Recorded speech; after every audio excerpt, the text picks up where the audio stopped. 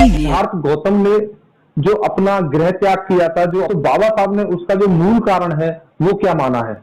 जो बौद्ध धर्म है तो उसका क्या आधार है? तो धर्म क्या है? जो बौद्ध धर्म ही बाबा साहब ने फिर क्यों अपनाया? बुद्ध धर्म है वो आस्तिक विचारधारा को मानता है या नास्तिक विचारधारा को?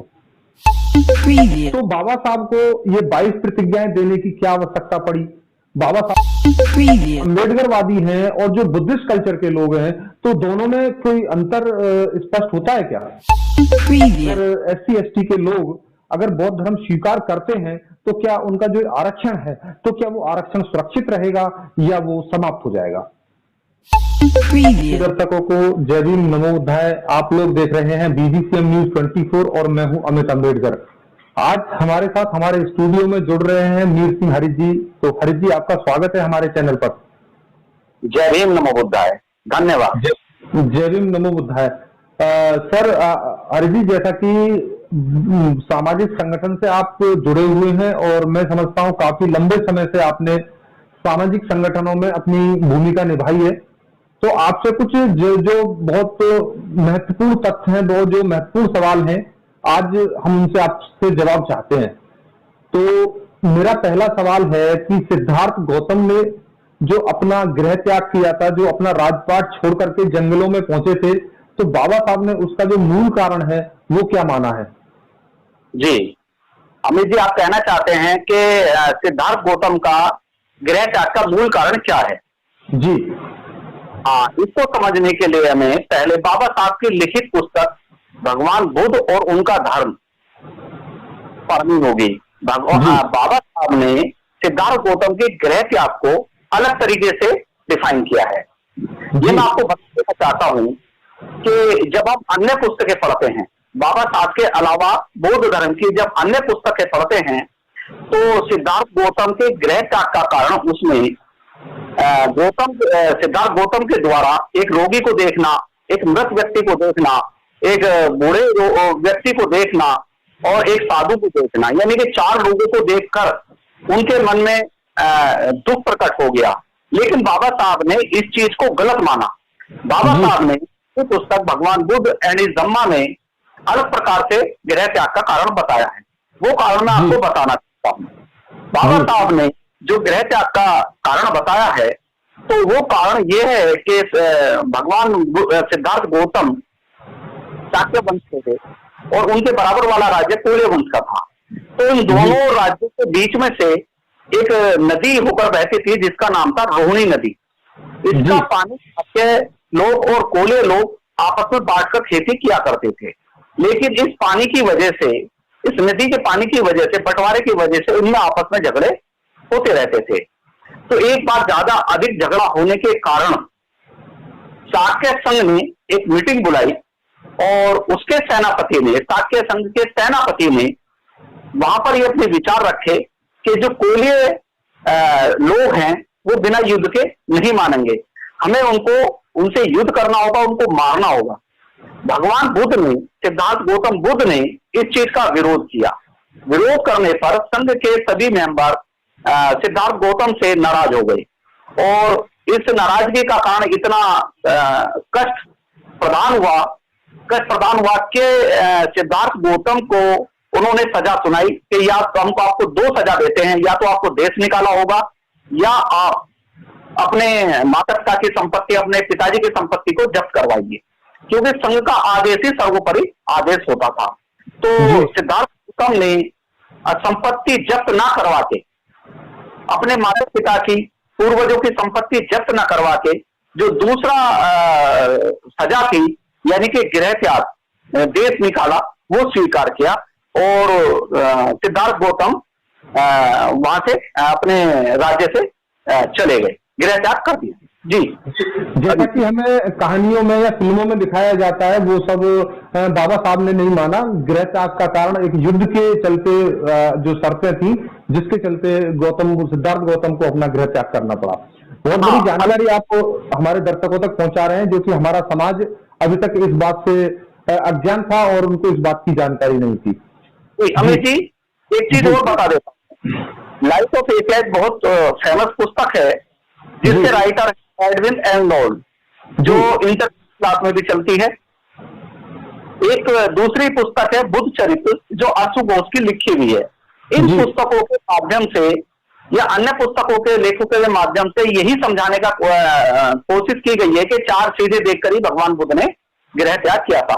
लेकिन हमारे समाज के लोग, दलित समाज के लोग ये समझ लें कि हमारे वो धार्मिक पुस्तकें नहीं है, हमारी धार्मिक पुस्तकें बाबा साहब की लिखी हुई Buddha and his Dhamma book है। तो जो बाबा साहब ने लिखा केवल हमें उसी को ही मानना है। जी अमित जी। बिल्कुल, जैसा कि हम बात कर रहे थे तो आपने बहुत बड़ी जानकारी हमारे दर्शकों तक पहुंचाई है। तो सर मैं आपसे जानना चाहता हूं कि जो सभी धर्मों का एक आधार होता है, सभी धर्म एक आधार को, बुनियाद को मान करके चलते हैं, नियम कानून होते हैं। तो जो बौद्ध धर्म है तो उसका क्या आधार है? भगवान बुद्ध ने जो धर्म दिया उसका आधार क्या है? जी, बौद्ध धर्म का आधार त्रिशरण, पंचशील, अष्टांगिक मार्ग, 10 पारमिताएं और 4 आर्य सत्य है। जी, बौद्ध धर्म इन्हीं पर ही टिका हुआ है, इन्हीं के पालन हमको करना चाहिए। जी, जैसा कि हम बात करते हैं कि सिद्धार्थ गौतम ने अपने जब ज्ञान की प्राप्ति हुई तो वो बुद्ध कहलाए और उन्हीं के नाम से बुद्ध धर्म की उत्पत्ति होती है। तो जैसा कि हम बात करते हैं कि धर्म, जी आदमी को धर्म की आवश्यकता होती है, तो मैं जानना चाहता हूं कि अगर हम बाबा साहब के शब्दों में बात करें तो धर्म क्या है? धर्म क्या है? धर्म को समझने से पहले आपको इसकी आवश्यकता को समझना होगा जी, कि धर्म की आवश्यकता क्यों होती है। मनुष्य को जीवन जीने के लिए धर्म की आवश्यकता है। बाबा साहब ने 14 अक्टूबर 1956 को बौद्ध धर्म ग्रहण किया। बौद्ध धर्म ग्रहण करने के बाद 10 लाख अनुयायियों के साथ अपना बौद्ध धर्म ग्रहण किया नागपुर में। धर्म ग्रहण करने के बाद पत्रकार वार्ता हुई। पत्रकार वार्ता में बाबा साहब से भी ये क्वेश्चन किया गया, तो मैं उन्हीं के शब्द, बाबा साहब के शब्द भी आपको बताना चाहता हूं। धर्म क्या है?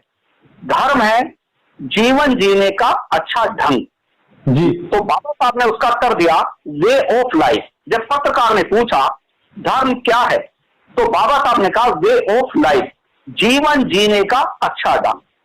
यानी कि ऐसे नियम कानून, ऐसा संस्कार, ऐसी संस्कृति जो हमको जीवन जीने का अच्छा ढंग सिखाती है, जो बहुजन हिताय, बहुजन सुखाय की बात करती है, जो जी और जीने दे की बात करती है, भाईचारे की बात करती है। तो ऐसा धर्म जो हमें जीने का ढंग सिखाता है, वे ऑफ लाइफ, इसको ही धर्म कहते हैं, जीवन जीने का ढंग। जी अमित जी। जो बौद्ध धर्म में के प्रति अपने लगनशील थे, रुचि रखते थे, और जो बौद्ध धर्म है वो अहिंसात्मक रूप में चलता है। बौद्ध धर्म अहिंसा को मानने वाला है। तो मैं आपसे ये जानना चाहता हूं कि अहिंसा क्या है? जी, इसमें ही अहिंसा क्या है, यानी कि आप कहना चाहते हैं कि बौद्ध धर्म में अहिंसा का सार क्या है? जी, मैं आपको बाबा साहब के शब्दों में बताना चाहूंगा कि अहिंसा क्या है। तो अहिंसा को बाबा साहब ने 14 अक्टूबर 1956 को, मैंने अभी बताया, 10 लाख अनुयायियों के साथ नागपुर में दीक्षा ली। तो उससे पहले मैं कुछ उदाहरण के माध्यम से आपको समझाना चाहता हूं कि अहिंसा और हिंसा में अंतर क्या है, या अहिंसा किसको कहते हैं। जी, 2 शब्द होते हैं, एक होता प्रिंसिपल, एक होता रूल। प्रिंसिपल को हिंदी में बोलते हैं सिद्धांत, रूल को बोलते हैं नियम। तो मैं एक उदाहरण के माध्यम से आपको समझाना चाहता हूं। यदि किसी देश पर दूसरा देश हमला बोलता है और हमारे देश के, यानी कि हमारे देश पे कोई हमला बोलता है और हमारे देश के सैनिक अपने देश की सुरक्षा हेतु दूसरे सैनिकों की हत्या करते हैं, तो ये हिंसा नहीं है।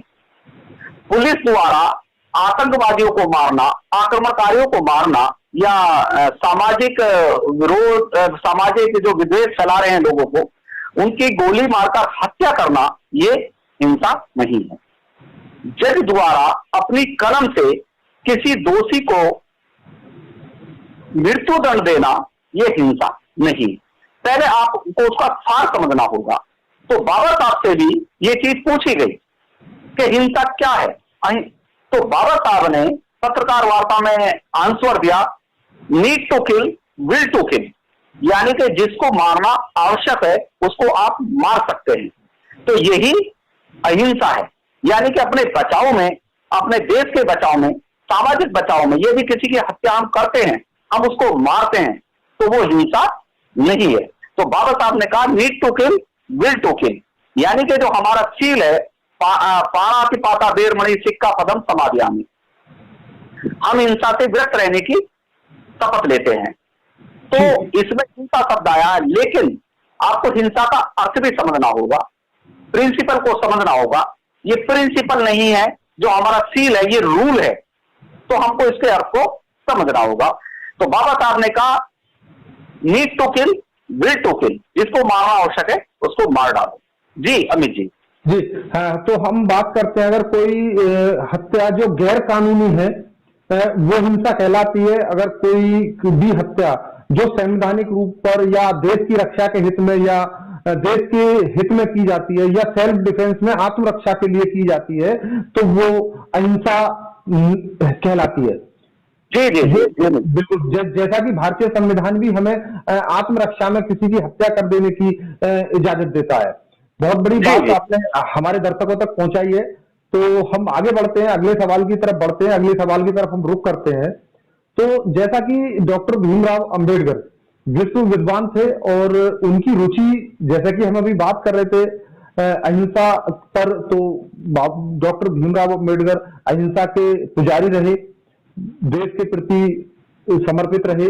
तो आपसे सवाल है कि जो बौद्ध धर्म ही बाबा साहब ने फिर क्यों अपनाया? अच्छा, बाबा साहब ने बौद्ध धर्म क्यों अपनाया, आपका ये क्वेश्चन। जी, बाबा साहब प्रबुद्ध भारत की परिकल्पना चाहते थे। बाबा साहब एक ऐसा राज्य चाहते थे जो प्रबुद्ध भारत हो, जो बोधमय भारत हो। बाबा साहब ने 1935 में एक घोषणा की थी कि मैं हिंदू धर्म में पैदा हुआ, लेकिन मैं हिंदू धर्म में मरूंगा नहीं। और बाबा साहब ने संसार के सभी धर्मों का गहन अध्ययन किया। सभी धर्मों का गहन अध्ययन करने के बाद बाबा साहब इस नतीजे पर पहुंचे कि संसार के अंदर एक ही धर्म ऐसा है जिसमें समता है, स्वतंत्रता है, भाईचारा, जिसमें अंधविश्वास नहीं है, जिसमें ईश्वरवाद, पाखंडवाद, जादू टोना की कोई जरूरत नहीं है, जो वैज्ञानिकता के आधार पर टिका हुआ है, जो तर्क की कसौटी पर बिल्कुल खरा उतरता है। तो बाबा साहब ने गहन अध्ययन करने के बाद ये पाया कि संसार के अंदर अगर कोई वैज्ञानिक धर्म है, तर्क पर आधारित धर्म है, दलितों के उत्थान में सहायक है, तो वो केवल बौद्ध धर्म है। तो बाबा साहब ने इसलिए ही बौद्ध धर्म को अपनाया। जी अमित जी। जी बिल्कुल, अगली सवाल की तरफ हम रुख करते हैं और बात करते हैं, जैसा कि देश में सभी धर्म हैं, वो आस्था पर में विश्वास करते हैं, आस्तिक हैं। और दो शब्द इस देश में सुनने को मिलते हैं, इस विश्व में सुनने को मिलते हैं, आस्तिक और नास्तिक। तो जो बुद्ध धर्म है वो किस विचारधारा पर आधारित है? वो आस्तिक विचारधारा को मानता है या नास्तिक विचारधारा को? जी जी जी, आप ये कहना चाहते हैं कि जो बौद्ध धर्म है वो आस्तिक धर्म है या नास्तिक धर्म है? जी जी जी। तो इसको समझने से पहले अमित जी, हमको आस्तिक शब्द का अर्थ समझना होगा और नास्तिक शब्द का अर्थ समझना हो। तो पहले तो मैं बीच में आपको इस शब्द को समझाने से पहले आपको बधाई दे दूं कि अमित जी, आपका काम करने का तरीका बहुत अच्छा है, आपको बहुत बहुत साधुवाद। आप इतनी मेहनत करते हो कि अन्य चैनल की तरह ना करके सीधा सीधा बात एक सब्जेक्ट में ना करके आप क्वेश्चन तैयार करते हो और उनके आंसर जो समाज चाहता है उन क्वेश्चन को अपने चैनल के माध्यम से जनता तक पहुंचाने की कोशिश करते हो। तो आपको बहुत बहुत साधुवाद, आप ऐसे ही काम करते रहें, आपका चैनल तरक्की करता है। तो मैं अपनी बात पर क्लोज कराता हूं। आपने कहा कि बौद्ध धर्म आस्तिक धर्म है या नास्तिक धर्म है जी। तो मैं आस्तिक और नास्तिक की पहले आपको अर्थ बताऊंगा, उसके बाद मैं बताता हूं कि बौद्ध धर्म किस पर टिका हुआ है जी। तो पहले आस्तिक शब्द का हमें अर्थ समझना होगा। आस्तिक शब्द का अर्थ है भगवान को मानना, भगवान में आस्था रखना, ईश्वर में आस्था रखना जी। नास्तिक शब्द का अर्थ है कि ईश्वर में या भगवान में आस्था न रखना। यानी कि भगवान तो है लेकिन मैं उसमें आस्था नहीं रखता। भगवान को जी जी जी भगवान को तो नास्तिक भी मानता है, लेकिन वो कहता है कि मैं भगवान को नहीं मानता। अब रहा, आपने क्वेश्चन किया कि बौद्ध धर्म का आधार मतलब किस पर टिका है, आस्तिक को मानता है या नास्तिक को। तो मैं आपको ये बता देना चाहता हूं कि जो बौद्ध धर्म है वो ना तो आस्तिक है और ना नास्तिक है, वो अनिश्वरवादी धर्म है। यानी कि वो ऐसे शब्द की परिकल्पना से ही बहुत दूर है, ना वो आस्तिक है ना नास्तिक है, वो अनिश्वरवादी है, ऐसे शब्द को ही नहीं मानता है। जी अमित जी। जी आज एक बहुत बड़ी बात निकल करके सामने आई है। देश में दो शब्द सुनने को मिलते थे, आस्तिक और नास्तिक। अगर हम बौद्ध धर्म की बात करते हैं तो उसमें तीसरा शब्द जुड़ जाता है, अनिश्वरवादी, जो कहता है कि देश में भगवान ही नहीं है। बहुत बड़ी बात कही है हरीश जी ने, बहुत बहुत शुक्रिया हरीश जी आपका। हमारे दर्शकों तक बहुत अच्छी जानकारी आप पहुंचा रहे हैं। मैं आपसे अगला सवाल की तरफ रुख करता हूं, अगले सवाल की तरफ रुख करता हूं, और मेरा सवाल है कि जो बौद्ध धर्म है वो कितने यानों में विभाजित है? जी जी बौद्ध धर्म कितने यानों में विभाजित है, यानी कि बौद्ध धर्म के प्रकार कितने हैं? जी बौद्ध धर्म के मुख्य 3 प्रकार हैं जी, लेकिन जो चौथा प्रकार है वो मैं आपको अपनी तरफ से बताऊंगा, जिसकी परिकल्पना मैंने की है, उसका कारण भी मैं आपको बताऊंगा। जो बौद्ध धर्म है मुख्य 3 यानों में यानी कि 3 भागों में बटा हुआ है। सबसे पहला हीनयान, दूसरा महायान, तीसरा वज्रयान। लेकिन व्यक्तिगत रूप से मैं एक चौथे यान की भी परिकल्पना करता हूं जी। चौथा यान है भीमयान, यानी कि जो बाबा साहब ने जो धर्म हमको दिया, बाबा साहब ने जो आधुनिक बौद्ध धर्म हमको दिया 22 प्रतिज्ञाओं के रूप में जी, मैं उसको भीमयानी कहता हूं। ये परिकल्पना इस शब्द की परिकल्पना मैंने की है, यानी कि इस शब्द की परिकल्पना मेरे द्वारा की गई है। जो दलितों को बाबा साहब ने बौद्ध धर्म का आधुनिक सार दिया 22 प्रतिज्ञाओं के रूप में, वो भीमयानी कहलाता है। तो मैं 4 प्रकार के मैंने बौद्ध धर्म को 4 भागों में, ये 4 यानों में बांटा है। हीनयान, महायान, वज्रयान, भीमयान। जी अमित जी। मैं हरे जी एक सवाल की तरफ रुख करता हूं और आपसे एक सवाल चाहता हूं। जब बौद्ध धर्म बहुत तेजी से विदेशों में बढ़ रहा है, मैं समझता हूं विश्व के जो विकसित देश हैं उनमें बौद्ध धर्म 90 से 95% आबादी के लोग मानते हैं। तो बाबा साहब को ये 22 प्रतिज्ञाएं देने की क्या आवश्यकता पड़ी? बाबा साहब ने 22 प्रतिज्ञाएं को क्यों लागू किया? बहुत अच्छा क्वेश्चन आपने ये किया है कि बाबा साहब को 22 प्रतिज्ञा देने की आवश्यकता क्यों पड़ी जी। जब बाबा साहब से भी पूर्व में बहुत सारी किताबें लिखी गई हैं, धर्म का बहुत बड़ा सार है, बहुत अधिक ज्ञान है, त्रिशरण है, पंचशील है, सांघिक मार्ग है, 10 पारमिताएं हैं, 4 आर्य पथ हैं, यानी कि बौद्ध धर्म का आधार पहले से ही है। तो बाबा साहब को 22 प्रतिज्ञाएं देने की आवश्यकता क्यों पड़ी जी? तो मैं आपको ये बता देना चाहता हूं कि बाबा साहब को दलितों की सामाजिक व्यवस्था और पूर्व में माने जा रहे धर्म के लिए, उस धर्म को समाप्त करने के लिए उनके दिमाग में जो आस्था बैठी हुई थी, यानी कि दलितों की जो सामाजिक और धार्मिक व्यवस्था थी, उसको दिलो दिमाग से समाप्त करने के लिए बाबा साहब ने 22 प्रतिज्ञाएं दी हैं। बाबा साहब की 22 प्रतिज्ञाओं में लगभग 70% तो आपको पूर्व का ज्ञान ही आपको मिलेगा, लेकिन लगभग 30 से और 40% आपको कुछ ऐसा ज्ञान मिलेगा जो दलितों को विशेष रूप से दिया जाता है, जिसमें आप जब शुरू से सील पढ़ने शुरू करेंगे, प्रतिज्ञाएं पढ़नी शुरू करेंगे बाबा साहब की, तो आप पाएंगे कि वो दलित समाज को विशेष रूप से दिया गया है। यानी कि उनकी सामाजिक धार्मिक व्यवस्था जो पूर्व से उनके दिलो दिमाग में थी, उसको समाप्त करने के लिए, रूढ़िवादी परंपरा को समाप्त करने के लिए बाबा साहब को 22 प्रतिज्ञाओं की आवश्यकता पड़ी जी। तो अम्बेडकरवादी हैं और जो बुद्धिस्ट कल्चर के लोग हैं, तो दोनों में कोई अंतर स्पष्ट होता है क्या? जी हाँ, ये अमित जी आपने बड़ी मेहनत की है। मैं फिर आपको साधुवाद देता हूँ। आपने बड़े गंभीर क्वेश्चन आए हैं, बड़े गंभीर क्वेश्चन किए हैं, जिसको समाज बीच बीच में हम लोगों से भी पूछता रहता है। आप अपने चैनल के माध्यम से लोगों तक ये क्वेश्चन पहुंचाना चाहते हैं, उनके आंसर पहुंचाना चाहते हैं। आपने पूछा अम्बेडकरवादी और बुद्धिस्टों में क्या अंतर है। बड़ा महत्वपूर्ण क्वेश्चन है, मैं आपको बताना चाहता हूं। अम्बेडकरवादी और बुद्धिस्ट, पहले आप ये समझ लीजिए कि भारतवर्ष के अंदर दो प्रकार के बुद्धिस्ट रहते हैं। एक ऐसे बुद्धिस्ट जो बाबा साहब को नहीं मानते हैं लेकिन बुद्धिस्ट हैं। एक ऐसे बुद्धिस्ट हैं जो बाबा साहब को मानते हैं और बुद्धिस्ट हैं। तो ये दोनों अलग अलग कैसे हैं, तो आप समझ लीजिए जो बाबा साहब के बाद यानी कि 14 अक्टूबर 1956 के बाद दलित समाज जो बुद्धिस्ट बना बाबा साहब के साथ या बाबा साहब के बाद में, वो अम्बेडकरवादी बुद्धिस्ट है जी। तो भगवान बुद्ध की विचारधारा को पहले से ही मानता है और बाबा साहब की विचारधारा से सहमत नहीं है, ऐसा भी बुद्धिस्ट हमारे भारतवर्ष के अंदर रहता है। यानी कि जो बाबा साहब की सामाजिक और धार्मिक विचारधारा से मेल नहीं खाता है, उनकी विचारधारा अलग है।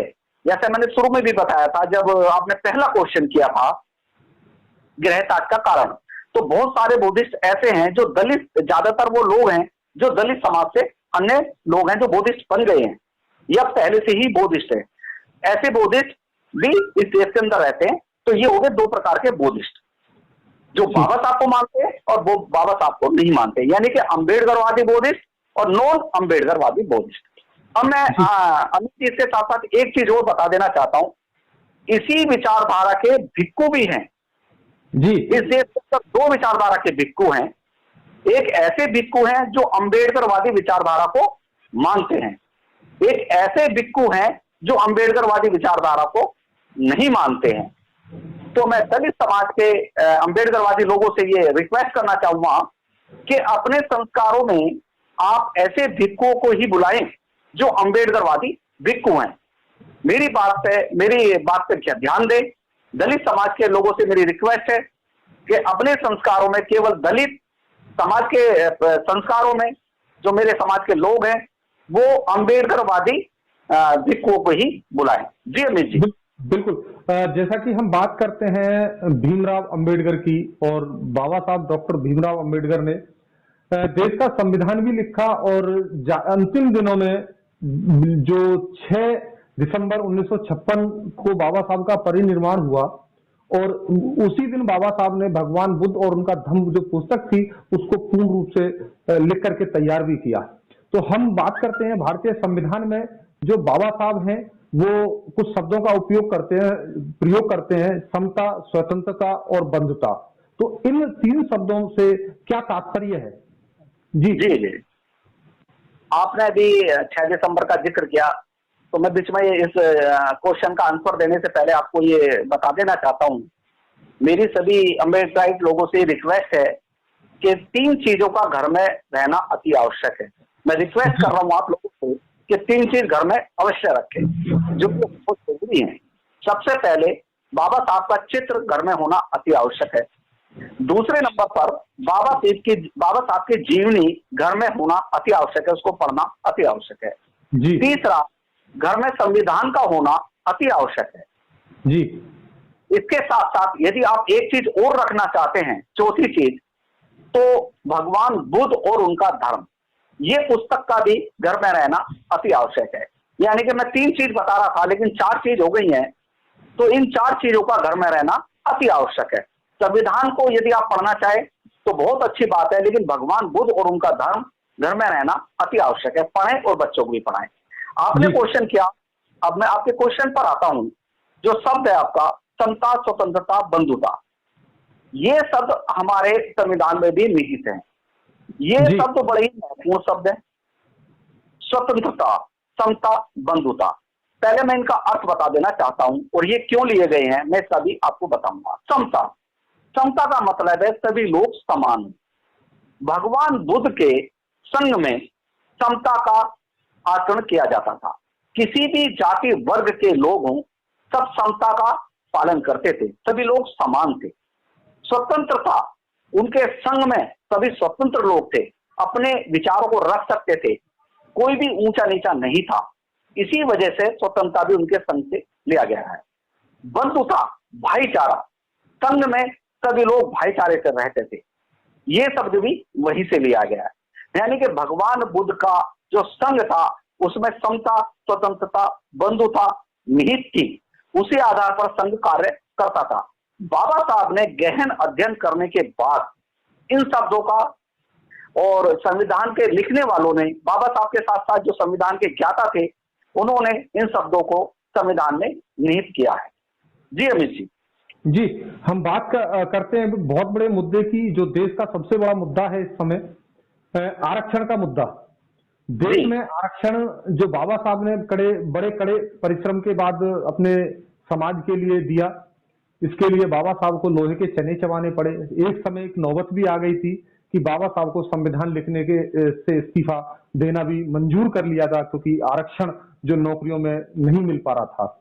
लेकिन अगर जब हम बात करते हैं बौद्ध धर्म की, और अगर हमारे लोग, अगर SC ST के लोग अगर बौद्ध धर्म स्वीकार करते हैं, तो क्या उनका जो आरक्षण है, जो उन्हें हिंदुओं में एक अछूत के रूप में मिलता है, पिछड़ी जाति के रूप में मिलता है, अनुसूचित या SC ST के रूप में मिलता है, तो क्या वो आरक्षण सुरक्षित रहेगा या वो समाप्त हो जाएगा?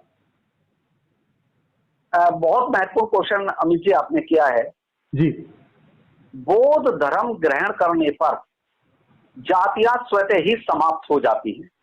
जी, दोबारा सुनिए, बौद्ध धर्म ग्रहण करने पर जातियां स्वतः ही समाप्त हो जाती हैं। बौद्ध धर्म के अंदर जातियां नहीं है, आरक्षण जातियों को मिलता, धर्म को नहीं। जी, तो बौद्ध धर्म ग्रहण करने पर आरक्षण नहीं मिलेगा। जी अमित जी। जी, लेकिन सन 1990-91 में BP सिंह की गवर्नमेंट आई, और BP सिंह की गवर्नमेंट में एक आदेश पारित किया गया था कि अगर SC ST के लोग अगर बौद्ध धर्म स्वीकार करते हैं तो उनके का जो आरक्षण है वो उन्हें मिलेगा, उन्हें आरक्षण का लाभ मिलेगा। फिर ऐसा क्यों? अच्छा, ये बड़ा ही महत्वपूर्ण क्वेश्चन है। VP सिंह गवर्नमेंट द्वारा एक गजट पास किया गया, गजट नोटिफिकेशन किया गया। तो मैं आपको ये बता दूं, इस गजट को मुझे भी दिया गया। मैं इसको थोड़ा सा आपसे 2-3 मिनट लेना चाहूंगा इस पे। इस गजट को मुझे भी मेरे साथी लोगों ने दिया। जब मैंने ये बात कही कि बुद्धिस्ट लोगों को नहीं मिलेगा, धर्म परिवर्तन करने पर दलितों को नहीं मिलेगा, तो उन्होंने मुझे एक गजट की कॉपी दी। मैं उस गजट की कॉपी को लेकर तहसीलदार गौतम बुद्ध नगर के पास गया। मैंने उससे कहा कि इस आधार पर मेरा बच्चों का सर्टिफिकेट बना दीजिए। उसने मना कर दिया, ये मान्य नहीं। मैंने कहा गजट नोटिफिकेशन है, उसने मना कर दिया। लिस्ट दिखाई, लिस्ट निकाली कि अगर आप इस लिस्ट में आते हैं, इस धर्म में आते हैं, हिंदू धर्म की इन जातियों को मिलेगा। यानी कि उसने नेट दिखाया और उसके पास एक लिस्ट थी जो हिंदू धर्म की जातियों को शो करता था। उसमें कहीं भी बौद्ध धर्म की जाति को शेड्यूल कास्ट की मैच नहीं कर रही थी, तो उसने मना कर दिया। दूसरी बात मैं आपको बता देना चाहता हूं, मेरे एक साथी हैं, उनका लड़का IAS है, उनका बड़ा बच्चा IAS है। मेरी उनसे जब वार्ता हुई, वो भी इस गजट की कॉपी को ले घूमते हैं और बहुत लोगों को देते हैं। मैंने जब उनसे पूछा, क्या आपने अपने बच्चों का इस गजट के अनुसार जाति प्रमाण पत्र बनवाया, बौद्ध धर्म ग्रहण किया, तो उन्होंने मना कर दिया कि नहीं, मैंने नहीं बनवाया। जबकि वो व्यक्ति सभी मीटिंग पे वो बात कर। एक मेरे साथी हैं, उनका बच्चा, उनका लड़का क्लास 1 अधिकारी है, वो भी बांटते हुए घूमते हैं। मैंने उनसे पूछा क्या आपने बनवाया, उन्होंने भी नहीं बनवाया। मैं आपके चैनल के माध्यम से ये कहना चाहता हूं, समाज को भ्रमित ना करें। जी, हमारा समाज बड़ा ही सीधा साधा समाज है। यदि इस गजट पे आप लड़ाई लड़ना चाहते हैं तो पहले लड़ाई लड़िए और एक मिसाल पेश कीजिए, तब समाज में ये गजट की कॉपी बांटिए। एक मिसाल पेश करके तब आप समाज को, गरीब समाज को, दलित समाज को बताइए। मैं ये दावे से कहता हूं कि इस जिले के अलावा मैंने गाजियाबाद में भी पता किया, वहां भी मना कर दिया गया, इस गजट के अनुसार कहीं भी नहीं मिल रहा है। दूसरा एक उदाहरण और देना चाहता हूं, ऐसे गजट नोटिफिकेशन या कोई आदेश जो प्रधानमंत्री करता है, जब तक उस पर कानून नहीं बनेगा वो स्वतः ही समाप्त हो जाएगा। जी, अब से बहुत साल पहले बिहार के अंदर पिछड़ा वर्ग को एक गजट नोटिफिकेशन आरक्षण के बारे में किया गया था, 27% रिजर्वेशन होने से पहले। थोड़े दिनों बाद वो भी रिजेक्ट हो गया। तो इन चीजों का हमको ध्यान रखना चाहिए। जो वे व्यक्ति ये कहते हैं कि नहीं मिलेगा, व्हाट्सएप पे भी फेसबुक पे भी डालते हैं, तो मेरी उनसे ये रिक्वेस्ट है कि पहले वो मिसाल पेश करें, खुद बनवाएं और फिर समाज को बताएं कि मैंने ये सर्टिफिकेट बनवाया है। तो मैं व्यक्तिगत रूप से अमित जी आपको बता देना चाहता हूं, मैंने 2 जगह मेहनत करी है, गाजियाबाद और गौतम बुद्ध नगर में ये नहीं बना है और प्रशासन द्वारा मना कर दिया गया है। तो हमारे दलित समाज को, गरीब समाज को इसमें भ्रमित ना करें। जी अमित जी। बिल्कुल, बहुत बड़ी बात आपने कही है और समाज को इसके प्रति जागरूक होना पड़ेगा, क्योंकि समाज को हम जो मिशन मूवमेंट के लोग हैं वो आधी अधूरी जानकारी दे करके समाज को भ्रमित करने का काम कर रहे हैं। हमारे साथ में जो हरीश जी हैं उन्होंने बहुत बड़ी जानकारी हमारे दर्शकों के लिए उपलब्ध कराई है, उन तक पहुंचाने का काम किया है। तो हरीश जी आपका बहुत बहुत शुक्रिया। और हम बात करते हैं कि हमारे समाज को किसी भी प्रकार की अफवाहों में आने की आवश्यकता नहीं है। जब तक कोई भी सरकारी कानून आपको आपके अधिकार नहीं देता है, तब तक आप उसकी बातों को मानने से इनकार कर सकते हैं। आप लोग देख रहे थे बीजीसीएम न्यूज और मैं हूं अमित अम्बेडकर के साथ।